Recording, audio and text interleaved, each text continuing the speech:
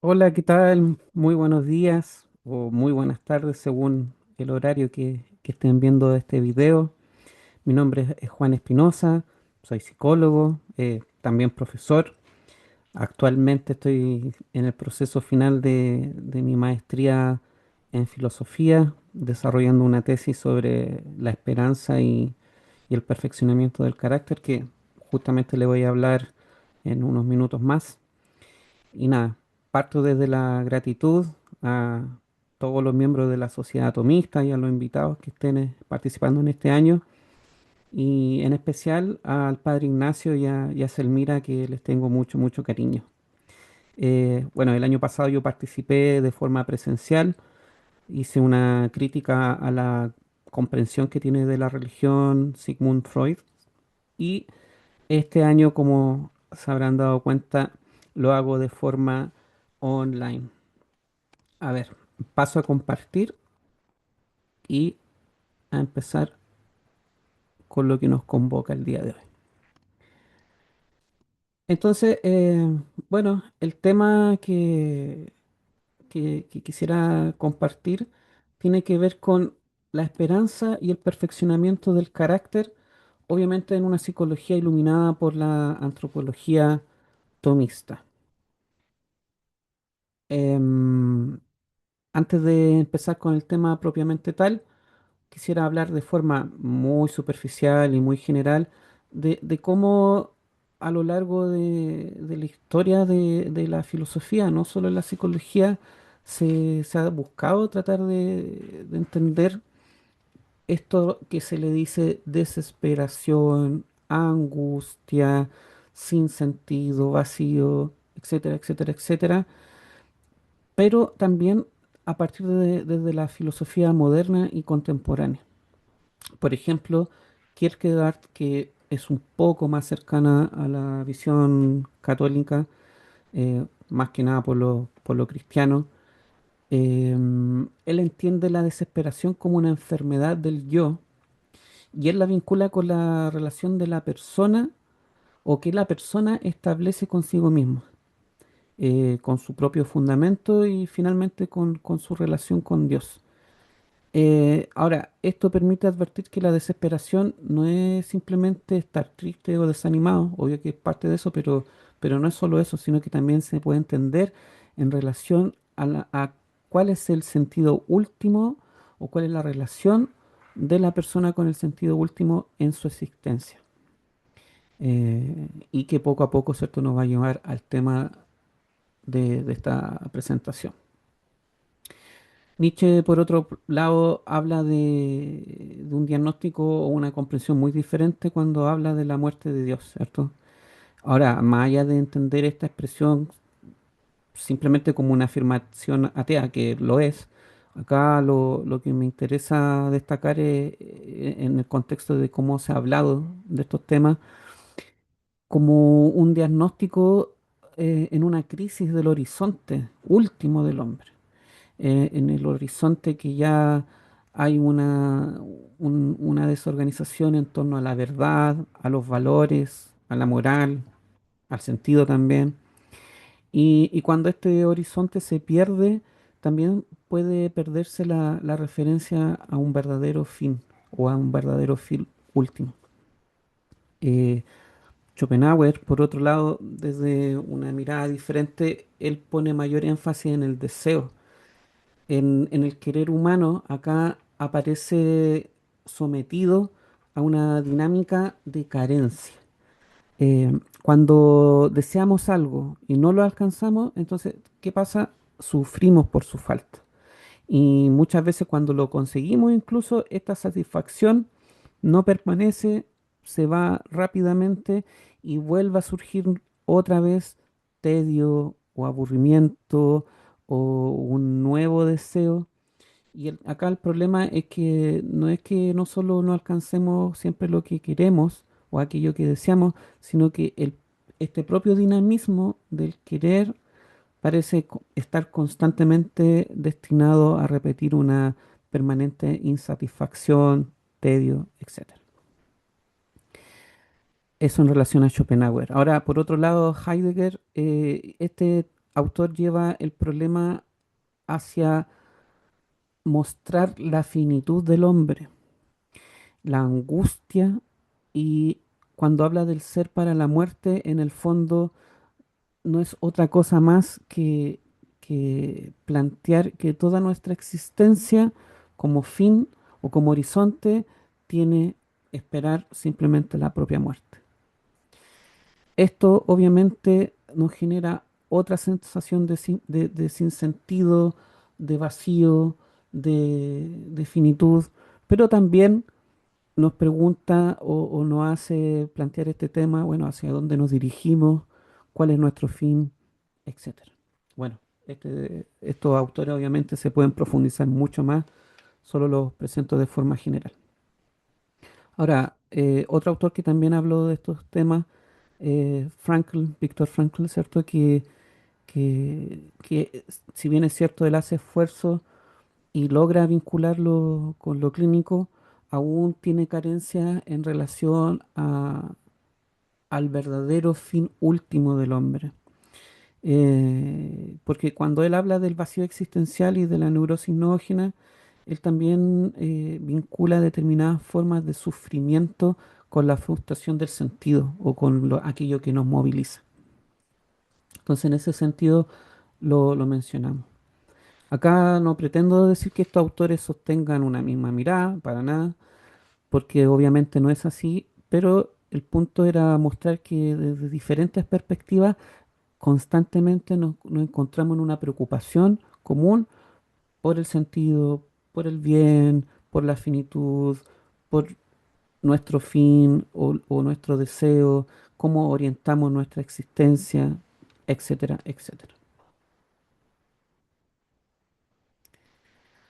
Si nosotros vamos a hablar de esperanza y vamos a hablar también de perfeccionamiento del carácter, es bueno aclarar de forma general también algunos conceptos, por ejemplo, distinguir algunas categorías o conceptos que pueden tender a confundirse. Tienen que ver con persona, personalidad y carácter. En primer lugar, la persona desde la antropología clásica, tomista, se entiende como el sujeto subsistente de naturaleza racional. ¿Qué significa esto? Que la persona no se reduce simplemente a sus rasgos psicológicos o a su mero temperamento, o no sé, otros te dirían simplemente a sus heridas, que obviamente es parte de, pero no es solo eso. Tampoco somos solamente síntomas andantes, ni tampoco, no sé, a los hábitos que ha adquirido a lo largo de la historia. No, todo esto tiene que entenderse de una forma más compleja, más profunda y comprenderlo que esto es parte de una vida concreta, por supuesto, pero que no se agota o no termina estas descripciones en aquello que es realmente la persona. Hay un sujeto que experimenta, que piensa, que es libre, que elige, pero también que ama y que espera. Y ahí poco a poco vamos llevando a nuestro tema. Por otro lado, tenemos que hablar de forma general sobre la personalidad. Se puede entender como una configuración dinámica de esa vida psíquica y moral que tiene la persona. Y esta personalidad también se puede entender como una manera relativamente estable en que la persona siente, piensa, quiere, actúa y se relaciona. Y finalmente, en tercer lugar, bueno, el carácter, que para los fines de esta propuesta o esta presentación, la podemos comprender como una configuración relativamente estable del obrar personal, especialmente en aquello que ha sido adquirido, que puede educarse, que puede mejorarse, que puede perfeccionarse y que también tiene relación o importancia moral y también se aplica concretamente en la vida. Entonces, estas distinciones creo que es importante mencionarlas porque nos permite evitar dos reduccionismos. Por un lado, pensar, por ejemplo, que la persona es simplemente un conjunto de rasgos y características psicológicas X o etiquetas X. Y por otro lado también nos permite evitar que pensemos que el carácter está completamente fijo, determinado o predeterminado, si se quiere, por una historia, un contexto concreto de la persona que sea previo. Eh, el carácter, si bien es cierto, es relativamente estable, es bueno dejarlo claro desde un principio que sí es perfectible o se puede desordenar también y que puede cambiar en el fondo. Eso es bueno dejarlo claro desde un principio.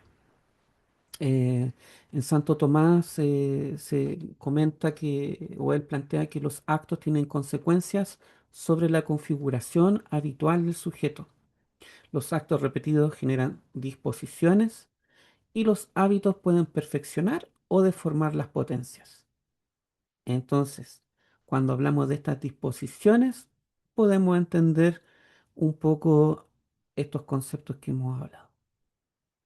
El hombre, aunque no cambie simplemente por una decisión de decir, bueno, ahora yo quiero ser de tal forma, eso implica una repetición que se transforme en hábitos de diferentes actos, ¿cierto?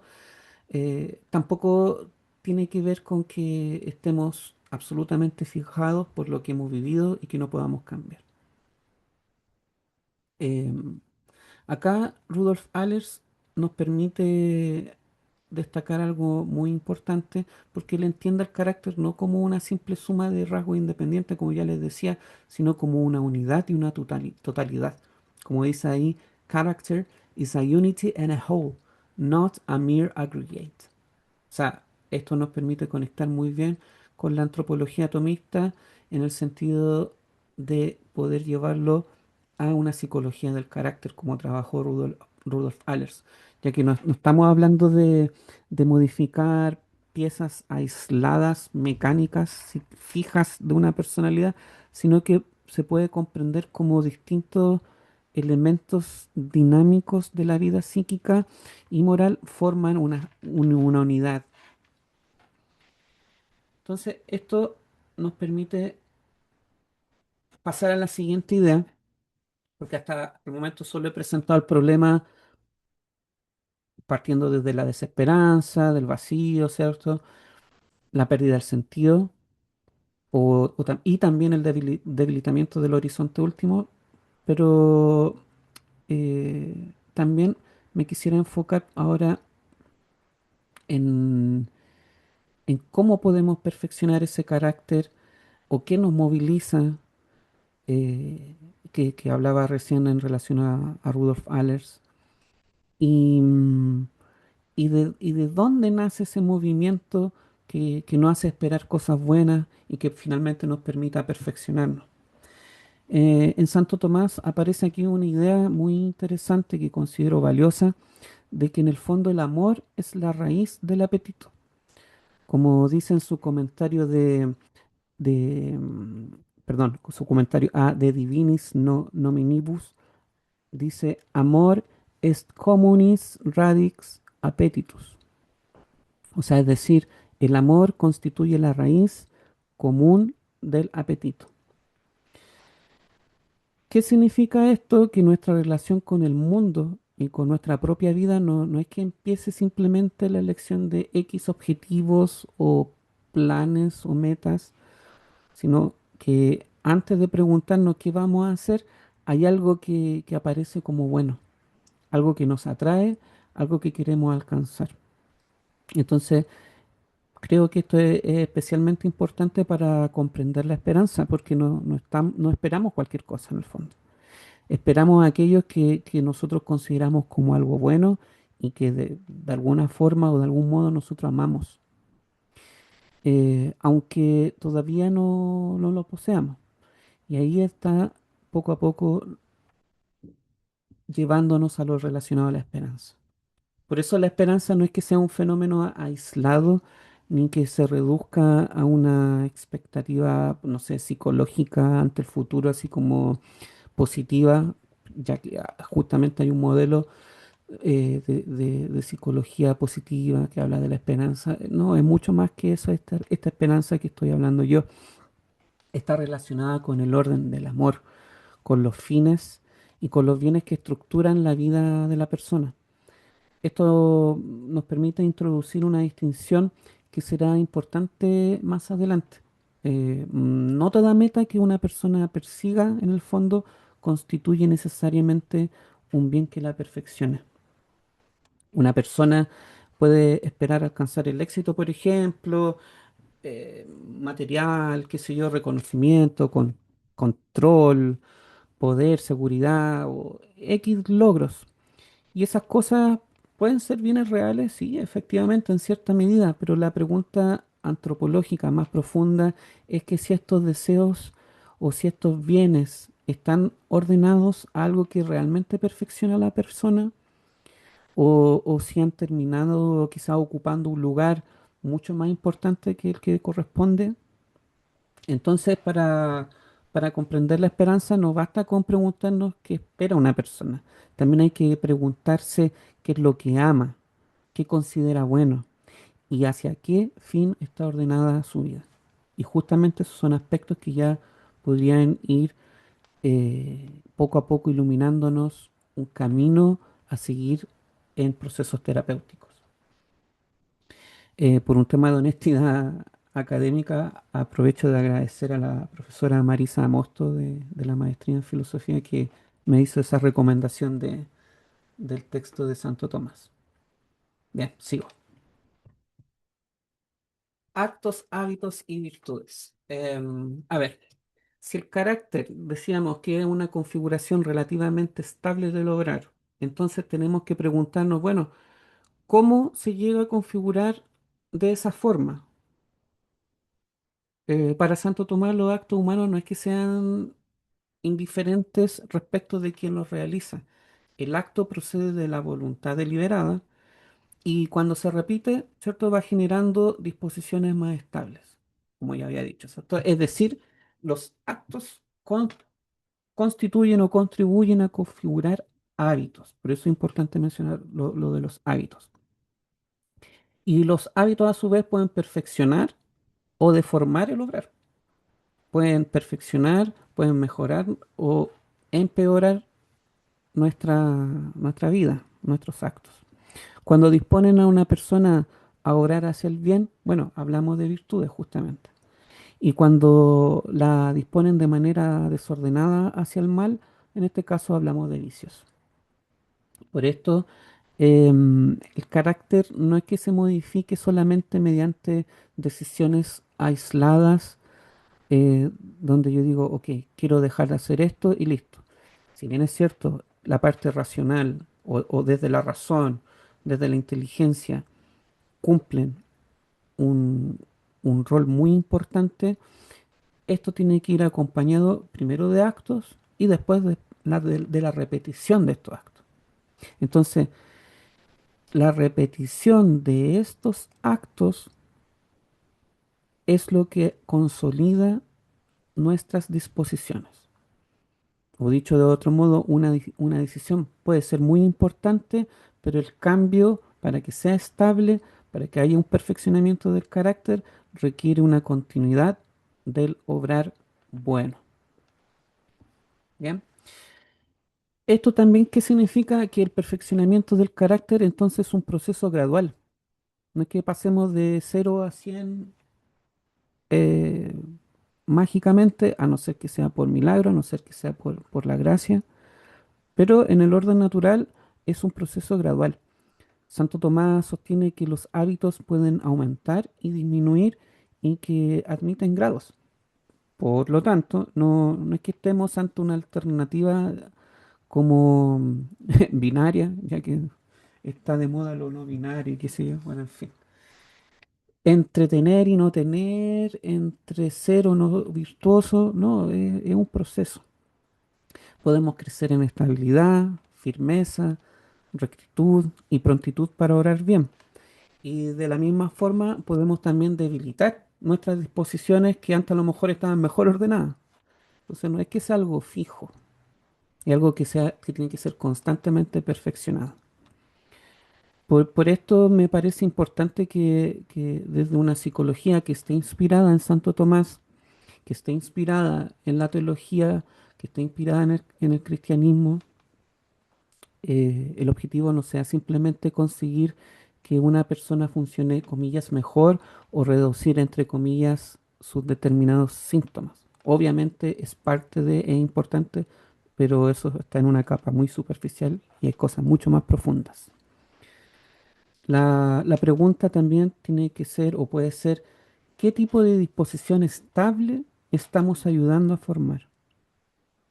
¿Qué actos estamos favoreciendo o hacia qué bienes se está orientando ese proceso? En otras palabras, el perfeccionamiento del carácter no es que sea un cambio instantáneo, es una formación progresiva del modo de obrar, del modo de actuar. Y si los hábitos y las virtudes perfeccionan el modo de lograr, bueno, la pregunta siguiente es ¿qué lugar ocupa ahí? ¿Qué lugar tiene la esperanza? Porque la esperanza también puede ser movilizadora, puede mover la acción cuando, aunque sea difícil ese bien de conseguir, pero lo veamos posible. Y ya vamos a ir viendo de eso. Entonces, tenemos a la esperanza entendida como pasión, esperanza entendida en el orden natural. Antes de hablar de la esperanza teologal, es bueno aclarar o detenernos en la esperanza como pasión porque eh, Santo Tomás analiza primero en el orden natural y él explica que la esperanza se entiende como una pasión, ¿cierto?, del apetito irascible. Santo Tomás la define a partir de una estructura muy precisa, que la esperanza se refiere a un bien futuro, es un bien arduo, complejo, difícil, pero que es posible de alcanzar. Y eso es clave, porque justamente tanto angustia, desesperación, etcétera, es cuando ya vemos todo negro, difícil, imposible de alcanzar. Eh, Cada uno de estos elementos importa y ya lo vamos a ir profundizando porque tiene que tratarse de un bien que quizá no esperamos a aquello que consideramos, o sea, es un bien porque en el fondo no estamos esperando aquello que consideremos malo. Ahí sí, eso es lo que quise decir. Tiene que ser a futuro porque aún no lo tenemos, si no ya no lo estaríamos esperando. Tiene que ser arduo porque aquello que es fácil de conseguir, trivial o que ya quizás ya lo tenemos o que es inmediato, a lo mejor ni siquiera necesita una esperanza. Algo que yo ya lo tengo o que es fácil, es automático quizás.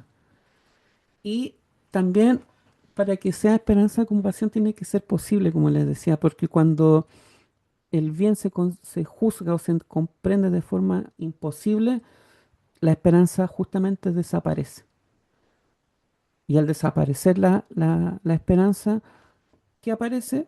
La desesperanza o la desesperación que se habla en filosofía.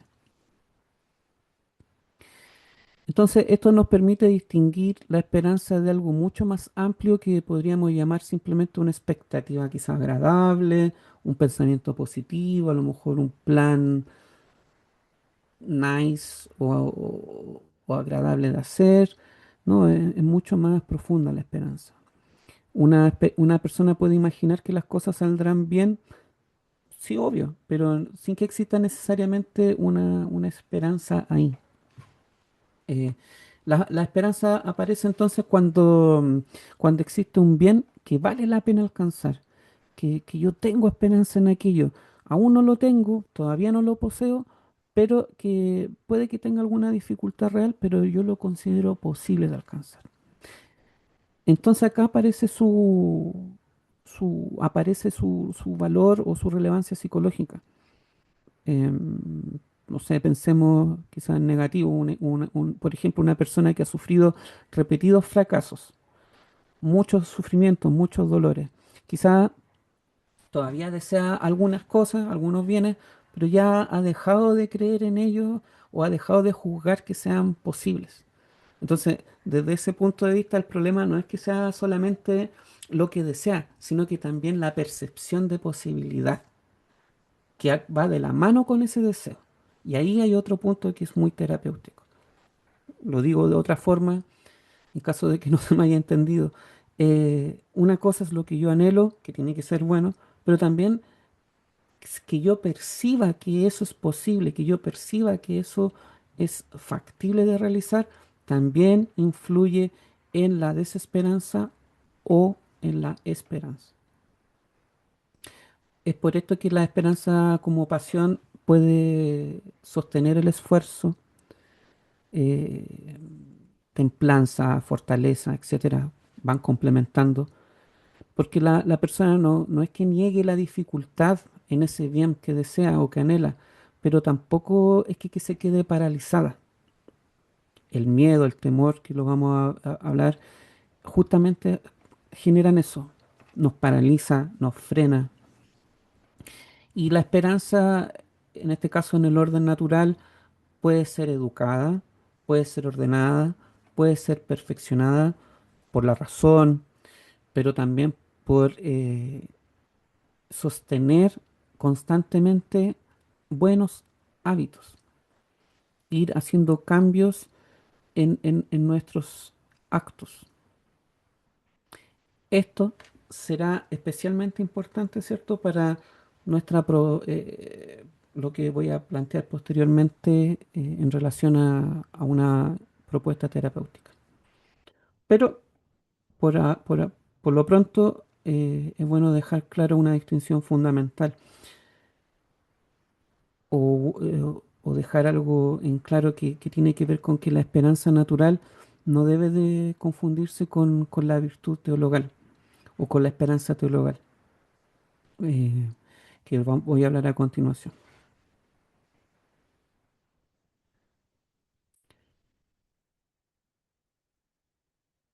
Otra dimensión de la esperanza entonces es la virtud teologal. Acá cambia completamente el horizonte porque ya no estamos hablando simplemente de un bien humano, un bien futuro, arduo y posible, como decía recién, sino que hablamos ya de la bienaventuranza eterna. Eh, yo he visto charlas de sacerdotes, de grandes maestros, y ellos explican que no es que a Dios no le interese o no le importe nuestra esperanza humana. Lo importante es que nuestra esperanza en el orden humano nos ordenen o nos acerquen más a Dios. Y acá, en el caso de la virtud teologal, el fin 100% es la bienaventuranza eterna. Es el regreso, el religar con Dios y, y a partir de esto también es bueno dejar claro que nosotros tampoco es que estemos hablando solamente de que las capacidades del sujeto logren alcanzar este bien, esta bienaventuranza, sino que el motivo o la causa de esta esperanza teologal es el auxilio divino, es, si se quiere, desde la gracia. Por eso Santo Tomás considera que la esperanza teologal es una virtud infusa, es dada, si se quiere, es un regalo. Nosotros por nuestros propios medios no la podemos generar. No es algo que podamos producir simplemente mediante la repetición de estos actos que hablaba anteriormente de manera natural, ni tampoco mediante quizá una técnica psicológica o de entrenamiento. No, esto ya pertenece al orden sobrenatural.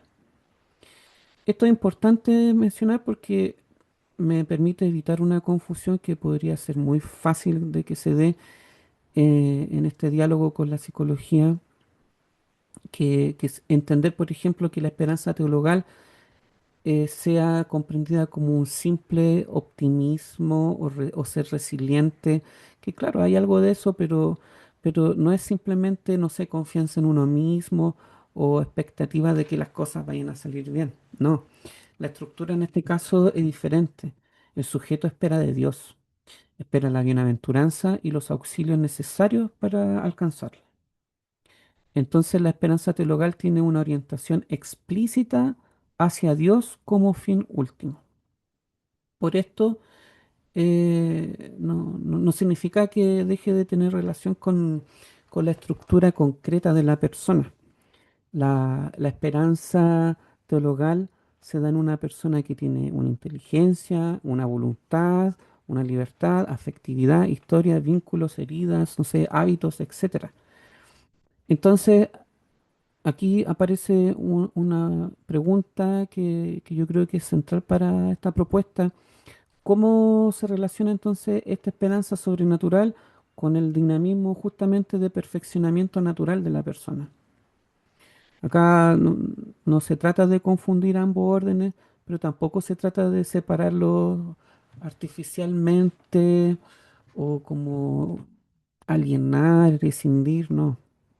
La gracia no es que actúe, si bien es cierto, es sobrenatural, pero no es que actúe en un sujeto abstracto, no. Actúa en una persona real, concreta, cuya vida psíquica tiene materialidad también, cuya moralidad puede estar más o menos ordenada, pero es un sujeto concreto, real. Y justamente por esto, en una psicología que está iluminada por el cristianismo, por la antropología atomista, bueno, tiene que preguntarse cuáles son las disposiciones naturales que pudieran facilitar o que pudieran dificultar esta apertura de la persona hacia el bien, esta apertura de la persona hacia un telos superior, sin pretender obviamente con ello producir la virtud teologal de forma natural, insisto con esto. Entonces, tenemos dos realidades que debemos distinguir. La esperanza como pasión en el orden natural y la esperanza como virtud teologal en el orden sobrenatural. Pero ambas van en la misma persona. Bien. Recién mencioné a la pasada algunos aspectos que quizás que podrían afectar o desordenar al perfeccionamiento del carácter. Y como lo estamos hablando en relación con la esperanza, bueno, es lógico o lo que viene a continuación es preguntarse cuáles podrían ser los obstáculos para la esperanza. Santo Tomás nos dice que la soberbia es el deseo desordenado de la propia excelencia. Cuando nosotros quizá hablamos de una persona egocéntrica, o tener una visión de sí mismo sobrevalorada, surge la soberbia, ¿cierto? En fin, vamos a ver, voy a profundizar de forma general o rápidamente en algunos aspectos que podrían obstaculizar la esperanza. Em, Acá es bueno dejar claro que no es que esté ocupando estos conceptos simplemente como diagnósticos psicológicos, sino que Santo Tomás lo analiza, por ejemplo, en un marco moral y teológico. Pero muchos de estos también permiten abrirnos preguntas antropológicas que pueden tener interés justamente para una aplicación más concreta en lo clínico. O sea, para pasar en el fondo poco a poco de todos estos cuestionamientos teóricos o conceptuales a llevarlo a lo práctico. Un primer obstáculo puede ser la desesperación. Para Santo Tomás es el pecado opuesto a la esperanza. El sujeto deja de esperar el bien y obviamente en el orden teologal deja de confiar en el auxilio divino. En términos más generales, podemos pensarla como una situación en la que el bien aparece como inalcanzable.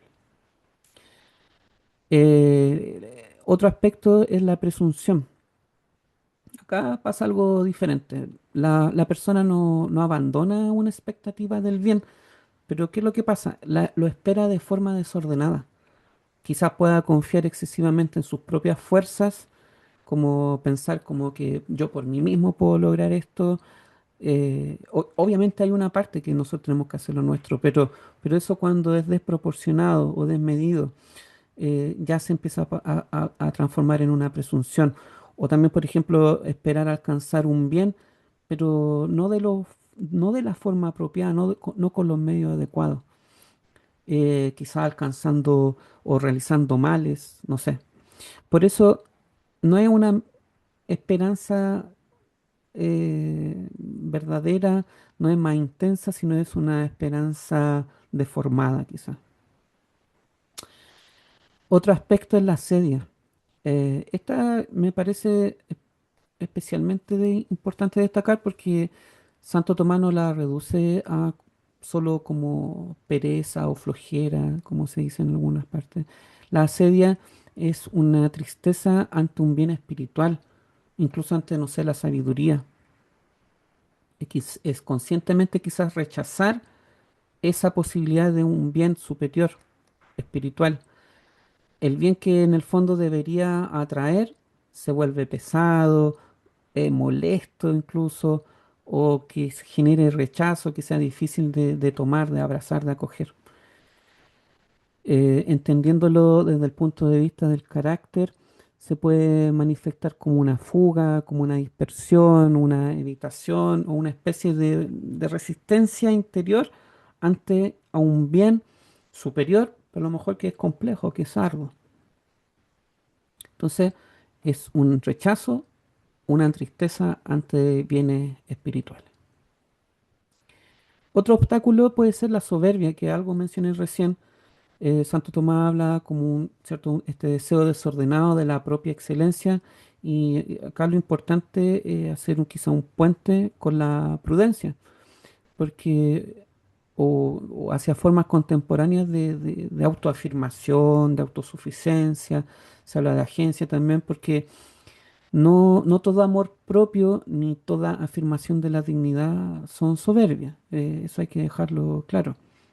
Obviamente, en su justa medida está bien, hay que tener un amor propio, hay que quererse, hay que cuidarse, hay que tener espacio de autocuidado, ¿cierto? Etcétera. Pero el problema aparece cuando el propio yo o este ego se convierte ya en el fin, en la última medida, y se rechaza la dependencia respecto al bien que te trasciende a ti mismo. eh, no logras ver al otro quizás, o sea, obviamente no habría caridad, y finalmente se genera un rechazo a nivel teologal porque ya se rechaza esta dependencia que tenemos en relación con Dios. Entonces el soberbio finalmente termina rechazando a Dios. Finalmente, em, bueno, antes de pasar a lo de la tristeza, ahí dice orgullo. Me quedé un poco pegado porque justamente en estos tiempos que se fomenta mucho el orgullo, y el orgullo acá no es como que yo estoy orgulloso de mi hijo que le fue bien en algún proyecto, en el colegio, en la escuela, no sé. No, este orgullo justamente como una soberbia ya desmedida. Pero bueno, en fin. Es fuerte quizás darse cuenta cómo en muchos aspectos la sociedad va fomentando patología. En el fondo eso es. Pero bueno, sigamos. Tristeza y temor. Em, tanto la tristeza como el temor pueden dificultar la esperanza. ¿Por qué? Porque la tristeza disminuye la capacidad de obrar. Cuando una persona está triste, se habla, por ejemplo, anedonia. No tengo deseo de levantarme, ni siquiera asearme, no quiero hacer mis cosas, mi trabajo, mi estudio, etcétera, etcétera, etcétera. Entonces, se genera una disminución en nuestra capacidad de obrar, de hacer cosas. Y por otro lado, también el temor mira hacia un mal futuro arduo. Y cuando ese temor domina la razón práctica, finalmente termina paralizando la acción y hacer que algún bien posible deje de percibirse y deje de buscarse. Entonces, la tristeza y el temor, en palabras simples, nos frenan, nos paralizan. Y bueno, finalmente podemos hablar de una esperanza natural que está desordenada cuando bienes finitos como, no sé, el éxito, la aprobación, la fama, el control, etcétera, el rendimiento, no sé, laboral, seguridad, no sé, poner seguridad en cosas materiales, ocupan un lugar desproporcionado. Acá no se trata de que esas cosas no sean importantes, pero terminan ocupando un lugar quizá por sobre cosas más importantes. O sea, por ejemplo, alguien que prefiera la fama a tener un vínculo sano, o alguien que prefiera el dinero a, no sé, a tener paz o tranquilidad, etcétera. Eh, entonces, terminan ocupando un lugar desproporcionado y también terminan funcionando como que si pudieran ser o pudieran dar una pseudo plenitud que en realidad no pueden entregar. Entonces acá la pregunta o la problemática clínica no es simplemente que una persona, comillas, tenga o no tenga esperanza, sino que también tiene que ver con que nos preguntemos, bueno, ¿qué es lo que espera? ¿De qué manera espera? ¿En qué fundamenta esa esperanza y hacia qué viene está ordenada su vida?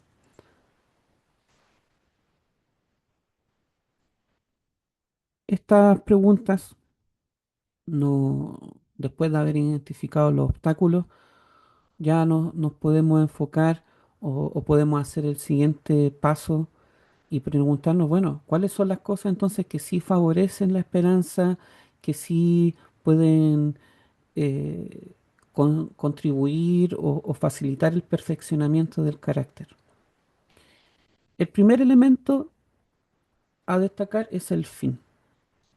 Eh, si la vida humana se orienta hacia verdaderos bienes y fines verdaderos, buenos, entonces acá es clave recuperar o clarificar que el fin también es recuperar una cierta dirección ordenada. No se trata de simplemente de tener más objetivos, más, pongámosle, más metas, más planes, más, no, sino que se trata de que nos preguntemos, bueno, hacia dónde estamos orientando nuestra vida y si aquello que perseguimos realmente puede perfeccionarnos. Entonces, en el fondo, preguntarnos por el fin. Otro elemento tiene que ver con la razón. No basta con anhelar o desear intensamente algo para que ese deseo sea bueno o perfectivo y que sea algo, no sé, deseo la santidad. Qué lindo anhelo, qué lindo deseo. Pero la razón tiene que discernir los bienes, tiene que ordenarlos y tiene que reconocer cuáles son los medios y cuáles ocupan un lugar superior. Entonces, en el fondo, desde la razón, desde la inteligencia, ordenar, discernir qué es lo que me acerca más a estos verdaderos bienes, cómo los puedo obtener, etcétera. Y también identificar cuáles son los verdaderos bienes y no los aparentes. El tercer elemento que tenemos acá son los hábitos. El carácter no cambia solo por comprensión intelectual, como que a nivel de razonamiento entender, claro, es una parte, pero no es solo eso, porque los actos repetidos son los que consolidan las disposiciones que hablaba anteriormente. Y por eso favorecer pequeños actos buenos sostenibles y también que sean proporcionados en su justa medida, pueden contribuir a una transformación que vaya poco a poco o progresivamente, perfeccionando el modo de obrar y por ende el carácter. Entonces, los hábitos, la importancia de repetir estos actos buenos. Otro elemento tiene que ver con la posibilidad. Ya había mencionado un poco, pero Santo Tomás nos señala que algo puede ser causa de esperanza y también podemos entender como desesperación porque hace algo que sea posible para la persona. O sea, esperanza es lo que es posible, desesperación cuando ya no se ve como posible. O porque también hace que la persona juzgue que algo sea posible para ella. Esto tiene una consecuencia psicológica muy interesante. Eh, ¿A qué me refiero? A veces una persona no necesita simplemente que le digan que algo es posible, sino que necesita recuperar experiencias reales, vivirlo, si se quiere, que le permitan a volver a juzgar aquello como algo posible, a sentir aquello como algo posible. Entonces, si es que fue un poco enredado lo que acabo de decir, el sentir esta posibilidad de alcanzar aquello que se considera bueno favorece la esperanza. Y al revés, cuando yo veo algo que no es posible, genera desesperación. El quinto elemento es la operación. La esperanza no es que sea solo contemplativa o pasiva, teórica, no, también Santo Tomás nos dice que ayuda a la operación haciéndola más intensa cuando la persona, por ejemplo, reconoce la dificultad, pero precisamente esta operación o conserva esta convicción de posibilidad, le permite seguir actuando. Cuando yo veo que algo es posible, ya empiezo a actuar, a operar. ¿Ya? Entonces tiene que ver con hacer quizá algo práctico, que la esperanza movilice nuestra acción. Finalmente, un sexto elemento tiene que ver con la verdad, con lo verdadero. Santo Tomás habla de que la contemplación de la verdad puede mitigar, la tristeza o el dolor. Yo creo que esto es especialmente importante para una psicología iluminada por la antropología atomista porque no se trata solamente de reemplazar pensamientos negativos por pensamientos positivos, sino que se trata también de ayudar a la persona a recuperar una relación más verdadera con ella misma, con el bien, con su situación y con el horizonte de su vida.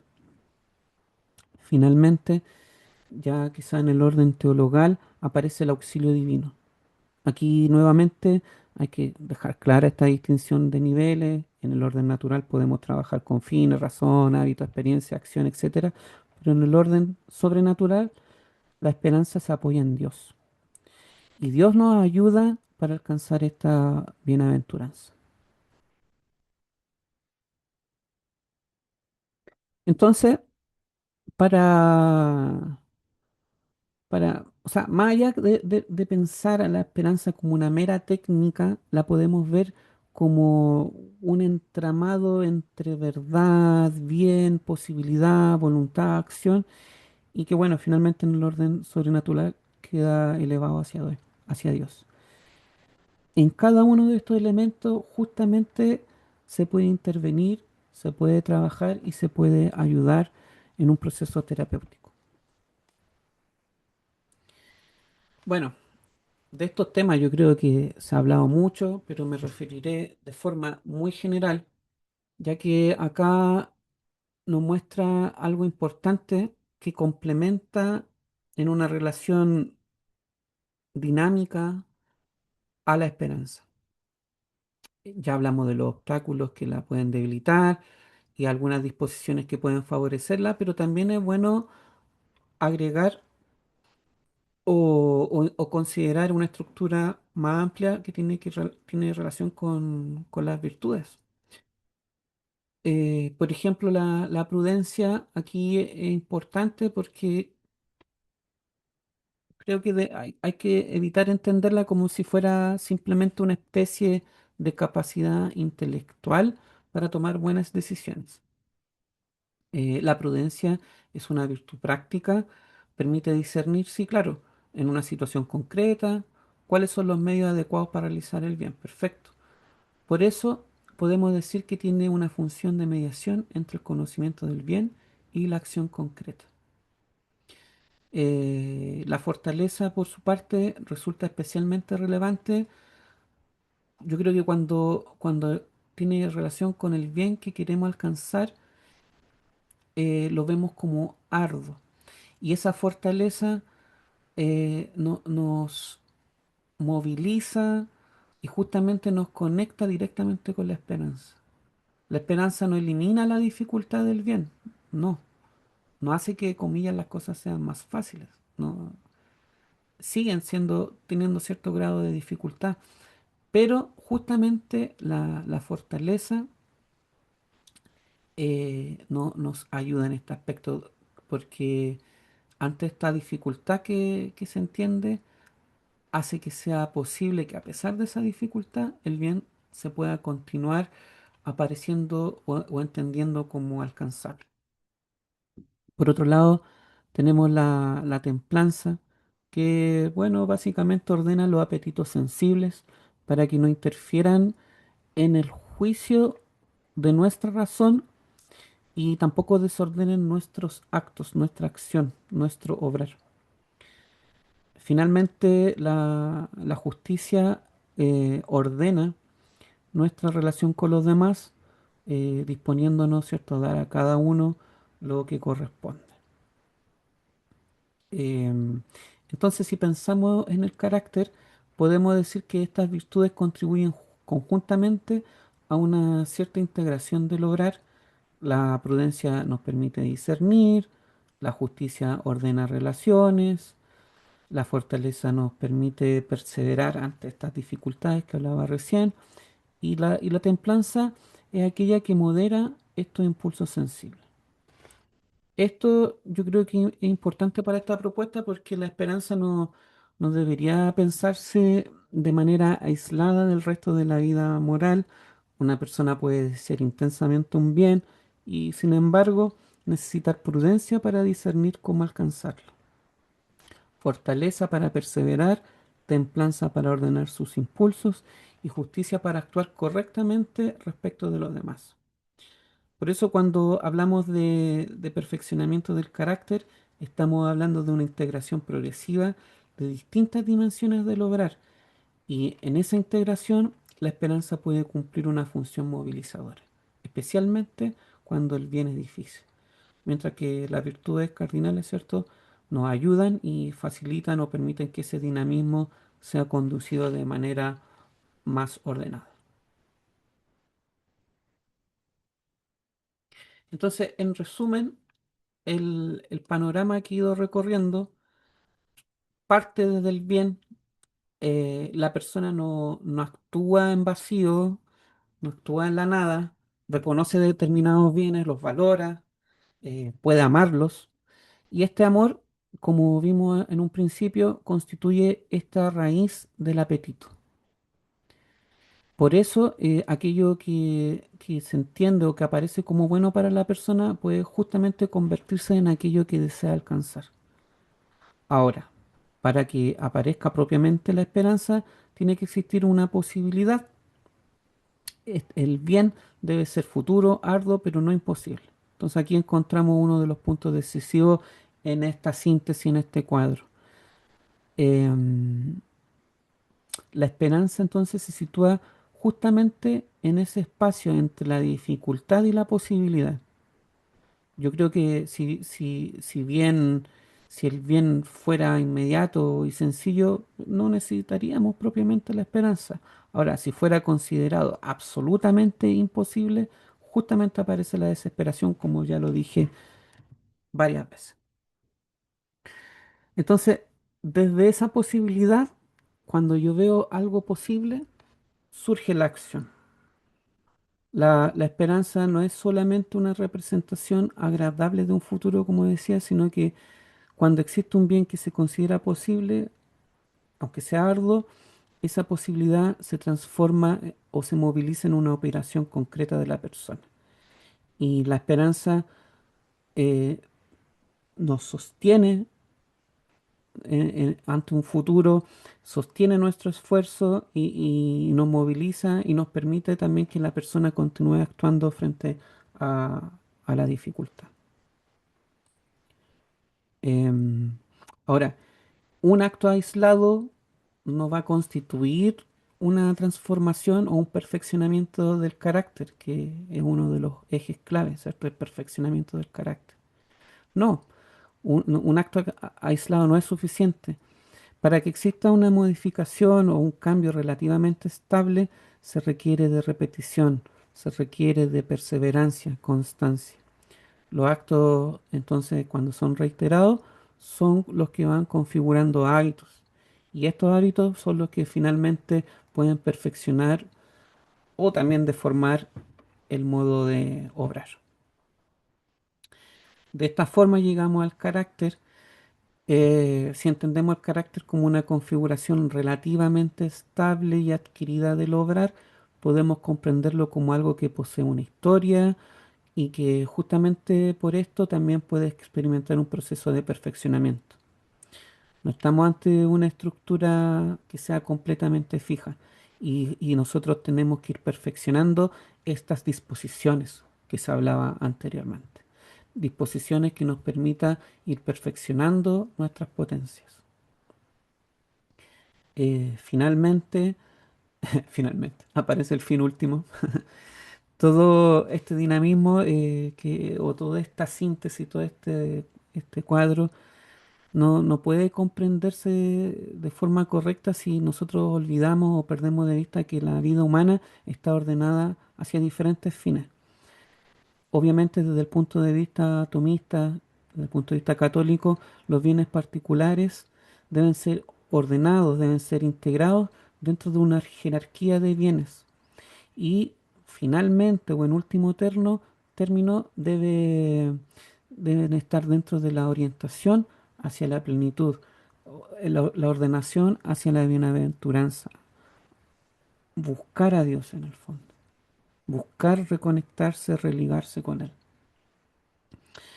Por eso la secuencia completa sería, en resumen, un bien amado, que sea posible, que movilice mi acción, que esta acción sea constante, se transforme en hábito y que este hábito perfeccione el carácter.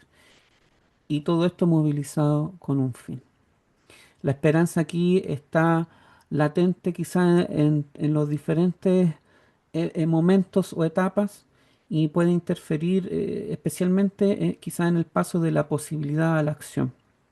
Pero sus efectos yo creo que pueden alcanzar la configuración completa de esta síntesis.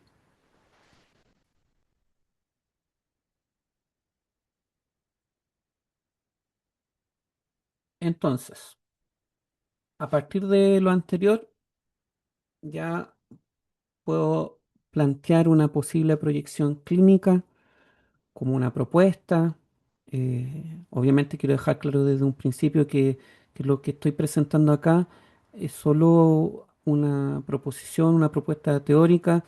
Aún no es un protocolo terapéutico quizás validado empíricamente, pero quizás sí en algún momento se puedan diseñar instrumentos de medición, incluso inspirados en algunos que ya existen, que miden la desesperanza, la depresión, etcétera, diferentes elementos.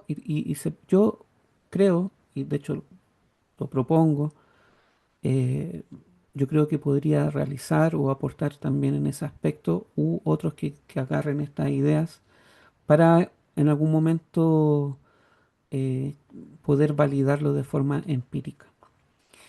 La intención, entonces, si bien es cierto, estamos en un punto teórico, es mostrar cómo una antropología atomista nos podría ofrecer un marco para pensar o repensar determinadas situaciones clínicas en las que aparezcan la desesperanza, la pérdida de un horizonte o la dificultad para movernos, para actuar o cuando hay una desorganización en las metas, en los fines, también cuando hay un debilitamiento quizás de las disposiciones que quizás antes sostenían a la persona o a la vida cotidiana de los pacientes. En un primer nivel estaría el diagnóstico, o mejor dicho, la comprensión de la problemática. En lugar de mirar solamente el síntoma, podemos preguntarnos de una forma mucho más profunda, bueno, ¿qué es lo que está ocurriendo con la relación de la persona con el bien, con el futuro, con la posibilidad, etcétera? Por ejemplo, preguntarnos qué bien desea la persona, ¿es ese bien o ese bien sigue apareciendo como algo valioso, como algo verdadero? ¿Lo considera posible? Que eso era algo importante. ¿Qué obstáculos percibe esta persona? O qué hábitos están sosteniendo su situación actual como recursos, ¿cierto? Hay bienes parciales que han adquirido quizá un lugar absoluto o sobrevalorado, o hay una experiencia de fracaso que haya llevado a generalizar o a pensar en su vida una imposibilidad de alcanzar esas metas, etcétera. Se pueden hacer muchas preguntas mucho más profundas que simplemente ver lo sintomático. Ahora, después podemos pasar a una lectura antropológica más compleja, más integral, donde, a ver, aquí esto no significa que nos preguntemos eh, o que no preguntamos solamente qué le ocurre. Sí, hay que preguntar eso, pero también, por ejemplo, cómo está organizada su vida en torno a qué bienes y fines. Entonces, la persona no es únicamente un conjunto de síntomas que debemos eliminar, sino que es un sujeto que actúa, ama, desea, es libre y elige y se orienta hacia determinados fines. Em, y bueno, acá ya aparece un tercer nivel que tiene que ver con la intervención. La intervención inspirada en este marco podría trabajar en el orden natural sobre actos concretos, actos posibles, sobre la clarificación de fines, sobre la formación o recuperación de hábitos, sobre quizás la relación con la verdad de la situación, sobre la experiencia de eficacia y sobre los apoyos vinculares que pueden ayudar a sostener una acción, un acto, etcétera. Acá, como dice ahí abajo en el cuadro, la idea no es simplemente dar esperanza, entre comillas, a la persona mediante quizás frases motivacionales o que claro, es parte de, pero no es solamente eso, sino que tiene que ver con ayudarla a volver a reconocer cuáles bienes son realmente verdaderos, cuáles son realmente valiosos, qué posibilidades concretas tienes de realizarlos, cuáles existen, qué pasos puedes realizar y quizás qué disposiciones necesita para fortalecer, para seguir avanzando. Por eso una intervención de este tipo tiene que ser gradual.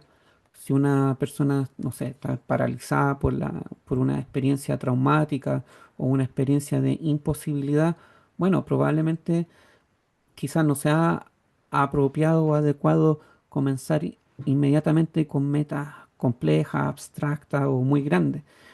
Eh, en ese caso quizás sea necesario recuperar primero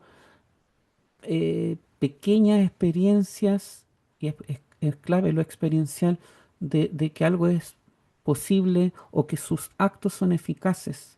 Esa acción eficaz y que esté ordenada, justamente va a ir recuperando esta experiencia. Y desde ahí se puede pasar a una imposibilidad a ver lo posible.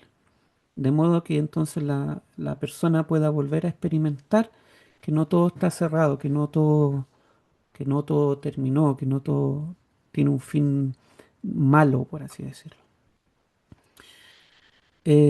Acá yo también creo que el concepto de hábito que sale ahí vuelve a ser central porque el cambio del carácter no es que solamente se produzca de una vez y listo, no.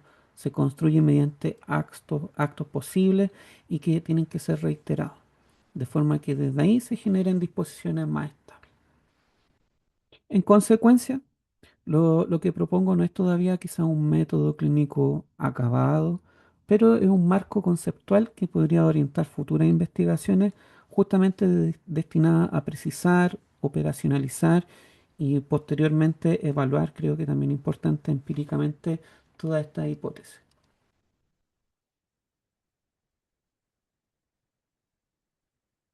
Una de las últimas preguntas que, que me hice o que me hago eh, antes de terminar, que ya queda poquito. Bueno, ¿qué pasa si la persona no tiene una fe explícita o si directamente ya no cree en Dios? La respuesta que quiero plantear debe ser cuidadosa. Eh, yo creo que un enfoque tomista no tiene por qué limitarse solamente a gente que crea en Dios. Porque eso significaría que estamos limitando algo que puede ser, al ser verdadero, puede ayudar genuinamente a la persona. Y, y eso no significa que podamos tampoco identificar automáticamente una búsqueda natural del bien con la esperanza teologal. No, yo creo que hay que mantener la prudencia y la distinción de órdenes que ya he estado explicando. Y, por ejemplo, en una persona que no tiene una fe explícita, la clínica o el espacio terapéutico justamente puede trabajar sobre bienes humanos reales. Cuando una persona ve la verdad, bueno, también ve una manifestación de lo divino. El bien, el amor, la belleza, la justicia, la misericordia, la sabiduría práctica, o sea, aplicada a su vida, el orden, etcétera, y otros bienes que pueden participar en esta organización para una vida humana justamente más integrada, una vida humana más plena. Em, yo creo que la tarea clínica entonces puede consistir en, por ejemplo, ayudar a una persona a que pueda reconocer bienes que a lo mejor ya no valoraba y ayudarla a distinguirlos de bienes aparentes o bienes secundarios y que recupere relaciones, por ejemplo, o vínculos que sean realmente valiosos, que aprenda a asumir sus responsabilidades también y también a desarrollar hábitos que favorezcan un obrar, un actuar más ordenado. Desde la antropología atomista, yo creo que estos bienes no son bienes reales, ¿cierto? Pero son limitados, obviamente. Eh, Siempre la perfección va a estar en el plano divino, en el plano teológico, pero pueden comprenderse como participaciones finitas o imperfectas de perfecciones que en Dios encuentran o se encuentran de forma plena. Ahora, obviamente esto no significa que esta orientación o esta intervención terapéutica implique que se tenga que introducir forzadamente un lenguaje religioso, sobre todo cuando el paciente no comparte esto. Pero tampoco significa que la terapia deba transformarse en algo mecánico, superficial, menos materialista. Entonces, em, no es que sea una práctica evangelizadora explícita, ya que la autonomía, la conciencia y el marco que tenga de sentido cada persona, yo creo que deben ser respetados. Pero sí, eh, esta propuesta nos permite sostener que la vida humana tiene una orientación hacia bienes, son bienes objetivos y que nosotros podemos ayudar a que se ordenen hacia bienes superiores.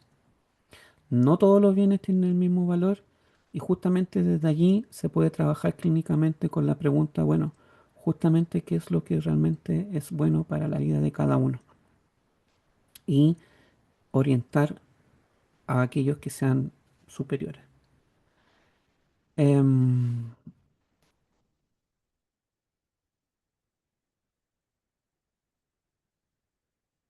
vamos con algunas conclusiones.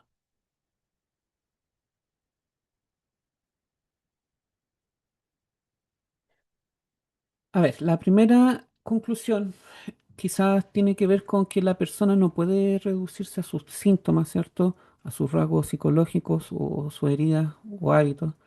Desde una antropología atomista, la persona es un sujeto complejo, con operaciones que conoce, ama, desea, elige, actúa y se orienta hacia bienes y fines.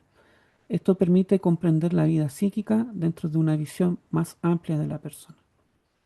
La segunda conclusión yo creo que va en que el carácter posee una dimensión histórica y dinámica. Los actos contribuyen a formar hábitos y los hábitos, ¿cierto?, configuran disposiciones relativamente estables del obrar. Por eso el carácter puede ser perfeccionado, como planteo. No estamos completamente determinados por aquellos que hemos sido, aunque tampoco podamos transformarnos instantáneamente por solo una decisión quizás racional, sino que también tiene que haber coherencia en un actuar constante cada vez mejor. La tercera conclusión yo creo que tiene que ver perdón, con, con una distinción central en toda esta exposición, que la esperanza como pasión pertenece al orden natural y se refiere al mi futuro, arduo y posible y puede sostener la acción frente a la dificultad. Y la esperanza como virtud teologal pertenece al orden sobrenatural, es una virtud infusa, radica en la voluntad y orienta a la bienaventuranza, esperando de Dios, ¿cierto?, el auxilio para alcanzar el fin último, que en el fondo es el mismo. Cuarta conclusión va por la línea en que los obstáculos de la esperanza pueden ser comprendidos dentro de un mapa antropológico más amplio, si se quiere.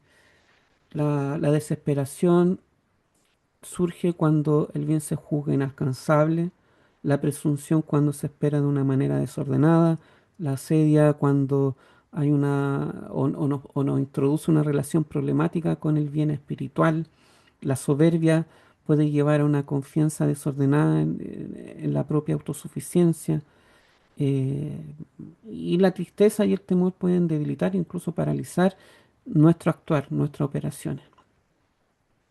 Es bueno identificar todos estos obstáculos para justamente a partir de ahí generar intervenciones y crecimiento terapéutico. Quinta conclusión, yo creo que va en que si queremos pensar una proyección clínica, debemos hacerlo con prudencia. No es que esté presentando acá un protocolo terapéutico ni afirmando resultados empíricos que aún no existen, pero sí un marco teórico conceptual que podría orientar futuras investigaciones. En este contexto, la intervención psicológica puede trabajar sobre el orden natural, por ejemplo, clarificando fines, reconocer bienes reales, recuperar experiencias de posibilidad, favorecer actos concretos y sostenibles, formar hábitos y fortalecer vínculos. Entonces no se trata de simplemente, comillas, dar esperanza, como ya habíamos dicho, sino de ayudar a la persona a volver a reconocer, amar y realizar el bien posible. Y bueno, y finalmente, esta propuesta abre una línea de investigación futura que tiene que ver con estudiar de qué manera una comprensión tomista del carácter y de la esperanza podría traducirse en un enfoque terapéutico susceptible de ser posteriormente operacionalizado y evaluado empíricamente.